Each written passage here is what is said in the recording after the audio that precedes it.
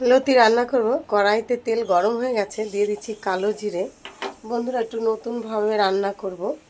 সেটা হচ্ছে আমি এখানে আলু, পেঁয়াজ আর টমেটো, রসুন দিয়ে পোস্ত, তিল আর সাদা তিল আর সর্ষে, কাঁচা লঙ্কা, লবণ দিয়ে মাখিয়ে রেখেছি।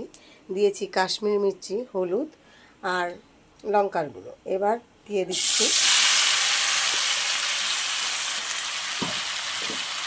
পাত্রটা দিয়ে একটু জল দেব। আমি আর কিছুই দেব না, পাত্রটা ধুয়ে জল দিয়ে ঢেকে দেব। এটা এইভাবেই রান্না হবে।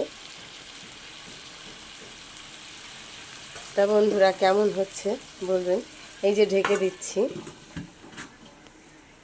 ঢাকাটা খুলে দিয়েছি। এই যে সেদ্ধ হয়ে গেছে, লতিও সেদ্ধ হয়ে গেছে, সব সেদ্ধ হয়ে গেছে বন্ধুরা। নামিয়ে ফেলবো, আর কিছু দেওয়ার নেই। তা কেমন হয়েছে বন্ধুরা বলবেন। ভালো লাগলে লাইক, কমেন্ট, শেয়ার করে পাশে থাকবেন। ভিডিওটা দেখার জন্য অসংখ্য ধন্যবাদ।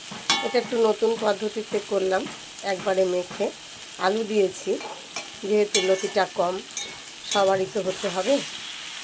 তা রাখছি বন্ধুরা, টাটা।